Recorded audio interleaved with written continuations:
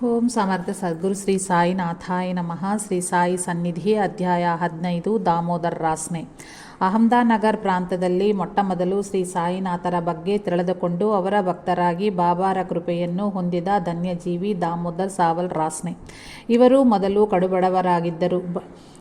ಬಳೆಗಳ ಮಾರಿ ಜೀವಿಸುತ್ತಿದ್ದರು. ಅನತಿ ಕಾಲದಲ್ಲಿಯೇ ಅದೃಷ್ಟ ಒದಗಿ ಬಂದು ಇವರು ಶ್ರೀಮಂತರಾದರು. ಎಷ್ಟು ವರ್ಷಗಳಾದರೂ ಸಂತಾನವಾಗದ್ದರಿಂದ ಇವರು ಎರಡನೆಯ ಬಾರಿ ಮದುವೆಯಾದರು. ಆದರೂ ಸಂತಾನವಾಗಲಿಲ್ಲ. ಪ್ರಖ್ಯಾತರಾದ ಜ್ಯೋತಿಷ್ಯಗಳನ್ನು ಭೇಟಿ ಮಾಡಲು ಇವರ ಜೀವನದಲ್ಲಿ ಸಂತಾನವಾಗುವ ಅವಕಾಶವೇ ಇಲ್ಲವೆಂದು ಹೇಳಿದರು.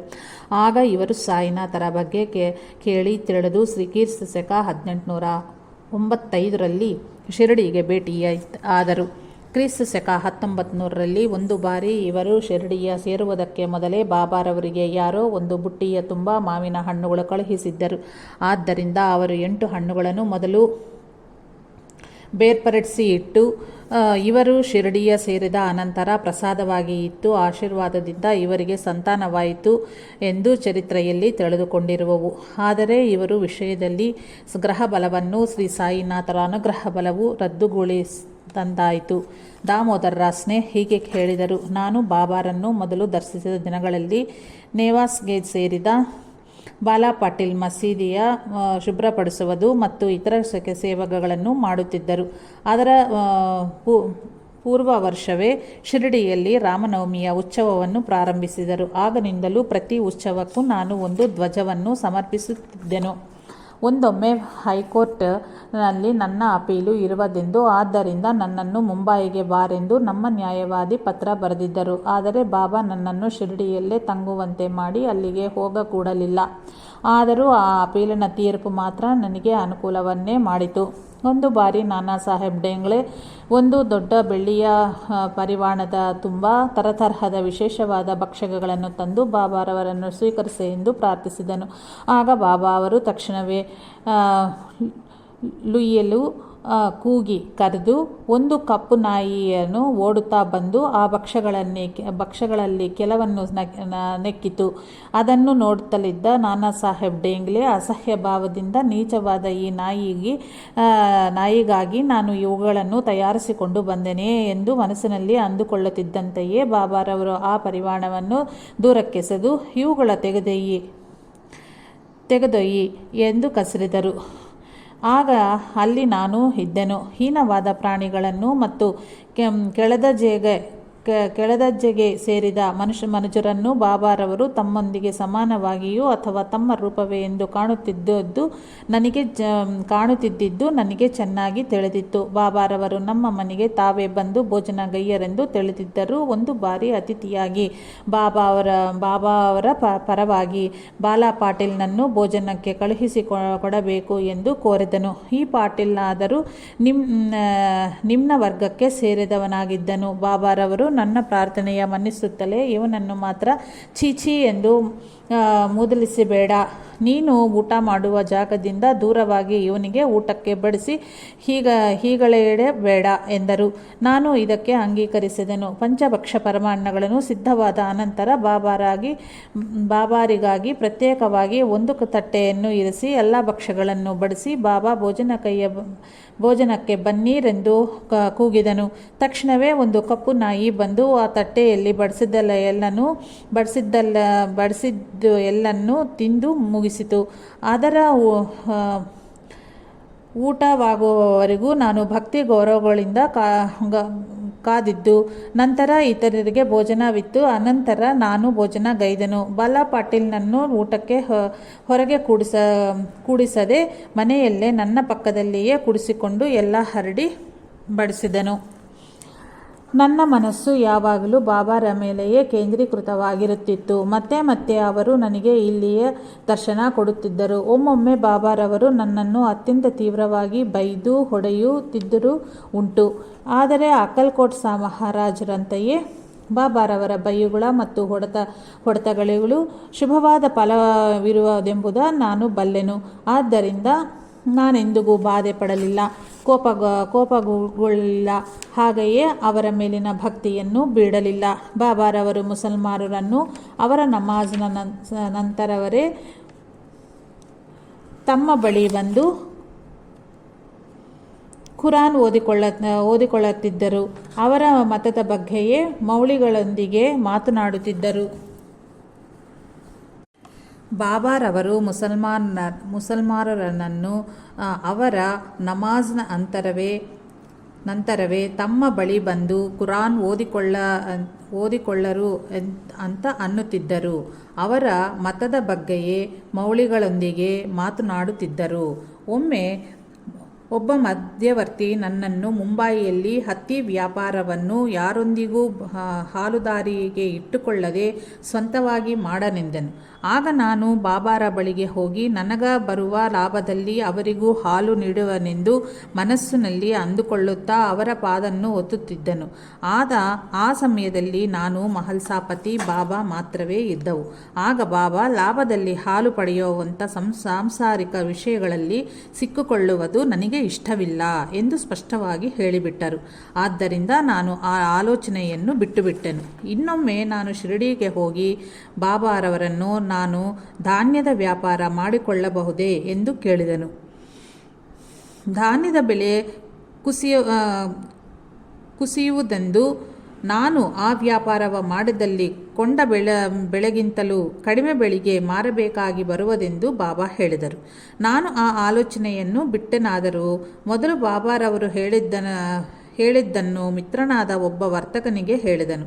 ಅವನು ಅದರ ನಂತರ ಬಹುದಿನಗಳವರೆಗೂ ಧಾನ್ಯದ ಬೆಲೆ ಹೇಗೆ ಏರುತ್ತಿದೆಯೋ ನೋಡೆಂದು ನನಗೆ ತೋರಿಸಿ ಬಾಬಾ ಹೇಳಿದ ಮಾತು ಸುಳ್ಳಾಯಿತೆಂದನು. ಆದರೆ ಶ್ರಾವಣ ಮಾಸದಲ್ಲಿ ಒಳ್ಳೆಯ ಮಳೆಯಾಯಿತು. ಧಾನ್ಯದ ಬೆಲೆಯು ಇದ್ದಕ್ಕಿಂತೆಯೇ ಕುಸಿದು ಹೋಗಿ ಆ ವ್ಯಾಪಾರಿಗಳಿಗೆ ಬಹು ನಷ್ಟವಾಯಿತು. ನನಗೆ ಅಂತಹ ದುಸ್ಥಿತಿ ಬಾರದಂತೆ ಬಾಬಾ ಕಾಪಾಡಿದರು. ಆದ್ದರಿಂದಲೇ ಬಾಬಾರ ಅನುಮತಿಯ ಪಡೆಯದೆ ನಾನು ಯಾವ ವ್ಯವಹಾರವನ್ನು ಪ್ರಾರಂಭಿಸುತ್ತಿರಲಿಲ್ಲ. ಅವರು ಸಶರೀರರಾಗಿದ್ದಾಗ ನಾನು ಶಿರಡಿಗೆ ಹೋಗಿ ನನ್ನ ಮನಸ್ಸಿನಲ್ಲಿಯೇ ಅವರನ್ನು ಕೇಳುತ್ತಿದ್ದನು.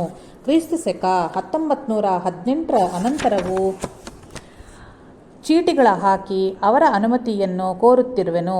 ಈಗಲೂ ಅವರು ನನಗೆ ಕರ್ತವ್ಯವನ್ನು ತಿಳಿಸುತ್ತಲೇ ಇರುವರು. ಒಮ್ಮೆ ನಾನು ಅವರ ಸನ್ನಿಧಿಯಲ್ಲಿ ಎಲ್ಲರೊಂದಿಗೂ ಕುಳಿತಿರಲು ನನ್ನ ಮನಸ್ಸಿನಲ್ಲಿ 2 ಪ್ರಶ್ನೆಗಳಿದ್ದವು. ಆ 2ಕ್ಕೂ ಅವರು ಸಮಾಧಾನವಿತ್ತರು. ನನ್ನ 2ನೆಯ ಪ್ರಶ್ನೆ ನನ್ನ ಬಗ್ಗೆಯೇ ಆಗಿತ್ತು. ಅದೇನೆಂದರೆ, ಬಾಬಾರು ಸಮಾಧಿ ಹೊಂದಿದ್ದಲ್ಲಿ ನನಗೆ ಯಾರು ದಿಕ್ಕು, ನನ್ನ ಗತಿ ಏನು ಎಂಬುದೇ ಹೌದು. ಇದಕ್ಕೆ ಬಾಬಾರವರನ್ನು ನಾನು ಸ್ಮರಿಸಿದ ಕ್ಷಣವೇ ನನ್ನೊಡನೆ ಇರುವೆನೆಂದರು. ಈ ಮಾತಿನಂತೆಯೂ ಅವರು 1918ಕ್ಕೂ ಮುಂಚೆ ಮತ್ತು ಅನಂತರವೂ ನಡೆದುಕೊಳ್ಳುತ್ತಿರುವರು. ಈಗಲೂ ಅವರು ನನ್ನೊಡೆಯನೇ ಇದ್ದು ಎಲ್ಲವನ್ನೂ ನಡೆಸುತ್ತಿರುವರು. 1910ರಲ್ಲಿ ನನ್ನ ಸೋದರ ನನ್ನಿಂದ ಬೇರೆಯಾದನು. ನನ್ನ ಸೋದರಿ ಮೃತಳಾದಳು. ನನ್ನ ಮನೆಯಲ್ಲಿ ಕಳ್ಳತನವಾಗಿ ಪೊಲೀಸ್ ವಿಚಾರಣೆ ನಡೆದಿದ್ದರಿಂದ ನನ್ನ ಮನಸ್ಸು ಅತ್ಯಂತ ವಿಫಲವಾಯಿತು. ನನ್ನ ಸೋದರಿ ತೀರಿಕೊಂಡದ್ದಕ್ಕೆ ನನ್ನ ಮನಸ್ಸು ಬಹು ತಾರುಮಾರಾಯಿತು. ನನಗಾಗ ಜೀವನ ಸುಖಗಳಾವುವೂ ರುಚಿಸಲಿಲ್ಲ. ನಾನು ಬಾಬಾರ ಬಳಿ ಸೇರಿದಾಗ ಅವರು ಉಪದೇಶ ವಾಕ್ಯಗಳೊಂದಿಗೆ ನನ್ನನ್ನು ಸಮಾಧಾನಗೊಳಿಸಿ ಅಪ್ಪ ಕುಲಕರ್ಣಿಯ ಮನೆಯಲ್ಲಿ ಚಂದನ ಭೋಜನಾದಿಗಳನ್ನು ನನಗೆ ಕೊಡಿಸಿದರು. ಅಂತಹ ಸಮಯದಲ್ಲಿಯೇ ನಮ್ಮ ಮನೆಯಲ್ಲಿ ಕಳ್ಳತನವೂ ನಡೀತು. 30 ವರ್ಷಗಳಿಂದ ನನ್ನೊಂದಿಗೆ ಒಬ್ಬ ಸ್ನೇಹಿತ ಇದ್ದ. ಅವನು ನನ್ನ ಹೆಂಡತಿಗೆ ಮದುವೆಯಲ್ಲಿ ಇತ್ತ ಬುಲಾಕಿನೊಂದಿಗೆ ಮೂಗಿನ ಆಭರಣ, ಅವಳ ಆಭರಣದ ಪೆಟ್ಟಿಗೆಯನ್ನು ಕದ್ದೊಯ್ದನು. ನಾನು ಬಾಬಾರವರ ಪಟದ ಮುಂದೆ ಕುಳಿತು ದುಃಖಿಸಿದನು. ತದನಂತರ ಆ ವ್ಯಕ್ತಿ ಆ ಆಭರಣದ ಪೆಟ್ಟಿಗೆಯನ್ನು ಹಿಂದಿರುಗಿಸಿ ಕ್ಷಮಾ ಯಾಚಿಸಿದನು. ದೌಲತ್ ಶಾ ಬಾಬಾರ ಅನುಗ್ರಹದಿಂದ ದಾಮೋದರ್ ರಾಸ್ನೆಯವರಿಗೆ ಮೊಟ್ಟಮೊದಲು ಮಗ ನಾನಾ ಸಾಹೇಬ್ ರಾಸ್ನೆ ಉರಫ್ ದೌಲತ್ ಶಾ ಪುಣೆ ಹೀಗ ಹೇಳಿರುವನು. ನನ್ನ 5ನೆಯ ವಯಸ್ಸಿನಲ್ಲಿ ನನಗೆ ಹುಟ್ಟು ಕೂದಲನ್ನು ತೆಗೆಸಲು ಮತ್ತು ಅಕ್ಷರಾಭ್ಯಾಸ ಮಾಡಿಸಲು ನನ್ನನ್ನು ಶಿರಡಿಗೆ ಕರೆದೊಯ್ದರು. ಆಗ ಬಾಬಾ ಅವರು ನನ್ನ ಕೈಯನ್ನು ಹಿಡಿದುಕೊಂಡು ಕಪ್ಪು ಹಲಗೆಯ ಮೇಲೆ ಹರಿ ಮೊದಲಾದ ಅಕ್ಷರಗಳನ್ನು ಬರೆಸಿದರು. ಅದರ ನಂತರ ನನ್ನನ್ನು ಶಿರಡಿಯ ಪಾಠಶಾಲೆಗೆ ಕರೆದೊಯ್ದರು. ನನ್ನ 7ನೆಯ ವಯಸ್ಸಿನಲ್ಲಿ ಶಿರಡಿಯಲ್ಲಿ ಒಂದು ದಿನ ಬಾಬಾರವರ ಪಾದಗಳನ್ನು ಒತ್ತುತ್ತಿದ್ದೆನು. ಆಗ ಬಾಬಾ ಅವರು ಮಕ್ಕಳೆಲ್ಲರಿಗೂ ಮಿಠಾಯಿ ಕೊಡುತ್ತಿದ್ದರು. ನನ್ನ ದೃಷ್ಟಿ ಅತ್ತ ಸರಿತು. ಅವರ ಪಾದಗಳ ಒತ್ತುವುದು ಮರೆತೆನು. ನನ್ನ ಅಮ್ಮ ನನಗೆರಡು ಏಟು ಕೊಟ್ಟು, ನಿನ್ನ ಬುದ್ಧಿಯನ್ನು ಮಿಠಾಯಿಗಳ ಮೇಲೆ ಇಟ್ಟು ಬಾಬಾರವರ ಸೇವೆಯನ್ನು ಅಶ್ರದ್ಧೆಗೈತಿರುವೆ ಎಂದಳು. ತಕ್ಷಣವೇ ಬಾಬಾ ಕೋಪದಿಂದ, ಇಷ್ಟು ದೊಡ್ಡವಳ ಆಗಿರುವೆ, ಏಕೆ ಆ ಹುಡುಗನ್ನು ಹೊಡೆಯುವೆ ಎಂದು ಕಸುರಿದರು. ಆಗ ನನ್ನ ತಾಯಿ ಬಾಬಾರ ಸೇವೆಯನ್ನು ಮಾಡುವ ಸದ್ಬುದ್ಧಿಯ ನನಗೆ ಪ್ರಸಾದಿಸರೆಂದು ಬಾಬಾರನ್ನು ಪ್ರಾರ್ಥಿಸಿದಳು. ಆಗ ಬಾಬಾ ಅವರು, ಈ ಹುಡುಗ ನನ್ನ ಸೇವೆಯನ್ನು ಚೆನ್ನಾಗಿಯೇ ಮಾಡುವನು. ಭಗವಂತನು ಇವನಿಗೆ ಶುಭವಾದ ಕೋರಿಕೆಗಳನ್ನು ಅನುಗ್ರಹಿಸುವನು. ಭಯವಿಲ್ಲ, ಅವನನ್ನು ಹೊಡೆಯಬೇಡ ಎಂದರು. ನನ್ನ 12ನೆಯ ವಯಸ್ಸಿನಲ್ಲಿ ಬಂಧುವರೊಬ್ಬರು ಜೊತೆಗೂಡಿ ಶಿರಡಿಗೆ ಹೋದೆನು. ಆಗ ನಮ್ಮ ಬಳಿ 100 ರೂಗಗಳಿದ್ದವು. ಬಾಬಾರವರು ಒಮ್ಮ 10 ರೂಗಗಳು, ಇನ್ನೊಮ್ಮ 15 ರೂಗಗಳು ದಕ್ಷಿಣೆಯ ತೆಗೆದುಕೊಳ್ಳಲಾರಂಭಿಸಲು ನಮ್ಮ ಬಂಧುವಿನ ಬಳಿ 25 ರೂಗಗಳು ಮಾತ್ರವೇ ಮಿಕ್ಕಿತು. ತಕ್ಷಣವೇ ನಾವು ಬಾಬಾರಿಗೆ ಸಮರ್ಪಿಸಲು ಮತ್ತು ಹಿಂತಿರುಗಲು ಪ್ರಯಾಣದ ಖರ್ಚಿಗೆ ಸ್ವಲ್ಪ ಹಣವನ್ನು ಕಳುಹಿಸಿರೆಂದು ಅಹಮದಾನಗರ್ ನಮ್ಮ ಮನೆಗೆ ಪತ್ರ ಬರೆದೆವು. ಆ ದಿನ ಸಾಯಂಕಾಲವೇ ನಮ್ಮ ಬಂಧುವನ್ನು ಬಾಬಾರವರು 25 ರೂಗಗಳ ದಕ್ಷಿಣೆ ಕೇಳಿದರು. ಆಗ ಬಂಧುವು ನಮ್ಮ ಬಳಿ ಹಣ ಖಾಲಿಯಾಗಿ ನಮ್ಮ ಪ್ರಯಾಣಕ್ಕೂ ಸಹಿತ ಹಣವನ್ನು ಸಾಲ ಮಾಡಬೇಕೆಂದೆನು. ತಕ್ಷಣವೇ ಬಾಬಾ, ಯಾತಕ್ಕೆ ಈ ಕಳ್ಳ ಮಾತುಗಳು? ನಿನ್ನ ಜೇಬಿನಲ್ಲಿ 25 ರೂಗಗಳು ಇರುವುವು. ಮನೆಯಿಂದ ನೀನು ಕೇಳಿದ ಹಣವು ನಾಳೆಯೇ ಬರುತ್ತದೆ, ಭಯವಿಲ್ಲ ಎಂದರು. ತಕ್ಷಣವೇ ನಮ್ಮ ಬಂಧುವು ಈ 25 ರೂಗಗಳನ್ನು ಬಾಬಾರಿಗೆ ಸಮರ್ಪಿಸಿದನು. ಬಾಬಾರವರು ಹೀಗೆ ಹೇಳುತ್ತಿದ್ದರು, ನನಗೆ ಯಾರು 1 ಕೊಡುವೆನೋ ಅವನಿಗೆ ನಾನು 2 ಕೊಡುವೆನು. ನನಗೆ 2 ಕೊಟ್ಟವನಿಗೆ ನಾನು 5 ಕೊಡುವೆನು. 5 ಕೊಟ್ಟವನಿಗೆ 10 ಕೊಡುವೆನು. ಬಾಬಾ ಅಥವಾ ಭಗವಂತ ತಮಗೆ ಸಮರ್ಪಿಸಿದಂತಕ್ಕಿಂತಲೂ ಬಹುಪಟ್ಟು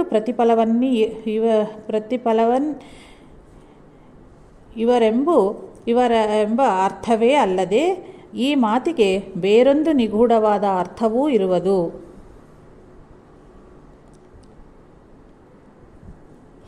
ಬಾಬಾ ಅಥವಾ ಭಗವಂತ ತಮಗೆ ಸಮರ್ಪಿಸಿದ್ದಕ್ಕಿಂತಲೂ ಬಹುಪಟ್ಟು ಪ್ರತಿಫಲವನ್ನೀಯುವರೆಂಬ ಅರ್ಥವೇ ಅಲ್ಲದೆ ಈ ಮಾತಿಗೆ ಬೇರೊಂದು ನಿಗೂಢವಾದ ಅರ್ಥವೂ ಇರುವುದು.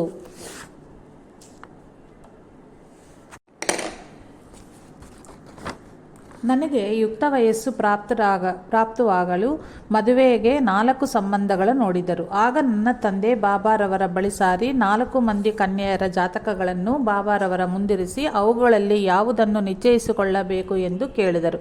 ಅವುಗಳಲ್ಲಿ ಒಂದು ಸಂಬಂಧವರು ಸುಮಾರು 3,000 ರೂಪಗಳವರೆಗೂ ವರದಕ್ಷಿಣೆ ಕೊಡುವೆವಂತಿದ್ದರು. ಆ ದಿನಗಳಲ್ಲಿ ಅದು ಬಹು ದೊಡ್ಡ ಮೊತ್ತದ ವರದಕ್ಷಿಣೆ.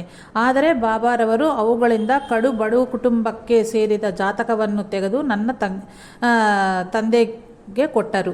ನಾನು ಆಕೆಯನ್ನು ಲಗ್ನವಾದನು. ನನ್ನ ವಿವಾಹಕ್ಕೆ ಬಾಬಾ ಅವರನ್ನು ಪಂಢರಾಪುರಕ್ಕೆ ಬನ್ನಿರೆಂದು ನನ್ನ ತಂದೆಯವರು ಆಹ್ವಾನಿಸಿದರು. ಆಗ ಬಾಬಾ, ನೀನು ಯಾವಾಗ ಸ್ಮರಿಸುವೆಯೋ ಆವಾಗಲೇ ನಿನ್ನ ಬಳಿ ಇರುವೆನು ಎಂದರು. ನನ್ನ ತಂದೆ ಮತ್ತೆ ಬಲವಂತಪಡಿಸಲು ಬಾಬಾರವರು, ಭಗವಂತನ ಅನುಮತಿ ಇಲ್ಲದೆ ನಾನು ಏನೂ ಮಾಡಲಾರನು. ನನ್ನ ಪರವಾಗಿ ಶ್ಯಾಮಾವನ್ನು ಕಳುಹಿಸಿಕೊಡುವೆನು ಎಂದರು. ಹಾಗೆಯೇ ನನ್ನ ಮದುವೆಗೆ ಶ್ಯಾಮಾ ಅವರು ಬಂದರು. ನನ್ನ ತಮ್ಮನಿಗೂ ಬಾಬಾರವರು ಆದೇಶಿಸಿದ ಹೆಸರನ್ನೇ ಇಟ್ಟರು. ನಾನು ಎಲ್ಲ ಮಹಾತ್ಮರನ್ನು ಬಾಬಾರ ರೂಪಗಳೆಂದೇ ದರ್ಶಿಸಿ ನಮಸ್ಕರಿಸಿಕೊಳ್ಳುವಾಗ ಸಮರ್ಥ ಸದ್ಗುರು ಸಾಯಿನಾಥಾಯ ನಮಃ ಹೀಗೆಂದುಕೊಂಡು ಪ್ರಣಮಿಸುವೆನು. ನಾನು 1927ರಲ್ಲಿ ನಾರಾಯಣ ಮಹಾರಾಜ್ ಖೇಡ್ಗಾಂವ್ ಬೇಟ್ ರನ್ನು ದರ್ಶಿಸಿದಾಗ ಅವರು ನಿನ್ನ ಗುರುವು ಪರಮಗುರುವು, ನನಗಿಂತಲೂ ಶ್ರೇಷ್ಠರು, ನನ್ನ ಬಳಿ ಏಕೆ ಬಂದೆ? ನಿನ್ನ ಪೂರ್ವದ ಸಂಚಿತ ಮತ್ತು ಶ್ರೇಯಸ್ಸು ಅಲ್ಲಿಯೇ ಇರುವವು. ನಿನ್ನ ಆಯ್ಕೆ ಅನುಪಮಾನವಾದದ್ದು. ನೀನಲ್ಲಿಗೆ ತೆರಳು, ನಿನ್ನ ಲಕ್ಷ್ಯವು ಸಿದ್ಧಿಸುವುದು ಎಂದರು. ನಾನು 1927ರಲ್ಲಿ ನನ್ನ ಗೃಹಸ್ಥಿತಿ ಆರೋಗ್ಯ ಚೆನ್ನಾಗಿರಲಿಲ್ಲ. ಆಗ ಸೀತಾರಾಮ್ ಉತ್ತರೇಶ್ವರದಲ್ಲಿನ ಶಿವಾಲಯಕ್ಕೆ ಪುಣೆಯಿಂದ 40 ಮೈಲಿ ಪ್ರತಿ ಭಾನುವಾರವೂ ಹೋಗಿ ಪೂಜಿಸುತ್ತಿದ್ದನು. ಆಗೊಂದು ಭಾನುವಾರದ ರಾತ್ರಿ 9 ಗಂಟೆಗೆ ನಾನು ಸಾಯಿಬಾಬಾಯ ನಮಃ ಎನ್ನುತ್ತಾ ಶಿವಲಿಂಗದ ಮೇಲೆ ಹೂವಿಟ್ಟಿದ್ದಂತೆಯೇ ಆ ಶಿವಲಿಂಗದಲ್ಲಿ ಒಂದು ಬೆಳಕು, ಅದರಲ್ಲಿ ಬಾಬಾರವರ ರೂಪವು ದರ್ಶನ ನೀಡಿತು. ಅಂದಿನಿಂದ ನನಗೆ ಆರೋಗ್ಯ ಮತ್ತು ಧೈರ್ಯೋತ್ಸಾಹಗಳು ಮೈಗೂಡಿಕೊಂಡವು. ಒಂದು ಬಾರಿ ಅಲ್ಲಿದ್ದ ಜಾನಕಿದಾಸರೆಂಬ ಮಹಾತ್ಮರಿಗೆ ನಮಸ್ಕರಿಸಿದಂತೆಯೇ ಅವರು, ನೀನು ಆಶ್ರಯಿಸಿರುವ ಮಹಾತ್ಮರು ಪರಮಶ್ರೇಷ್ಠರು. ನನ್ನಂಥವರ ಎಷ್ಟೋ ಮಂದಿ ಅವರ ಪಾದಗಳಿಗೆ ನಮಸ್ಕರಿಸಿರುವರು. ನನ್ನ ಬಳಿ ಬರುವ ಏಕೆ ಎಂದರು. ಅಂದಿನ ರಾತ್ರಿ ಕನಸಿನಲ್ಲಿ ನನಗೊಬ್ಬ ಫಕೀರರು ದರ್ಶನವಿತ್ತು. ನೀನು ಕಳವಳ ಪಡುತ್ತಲಿರುವೆ ಏಕೆ?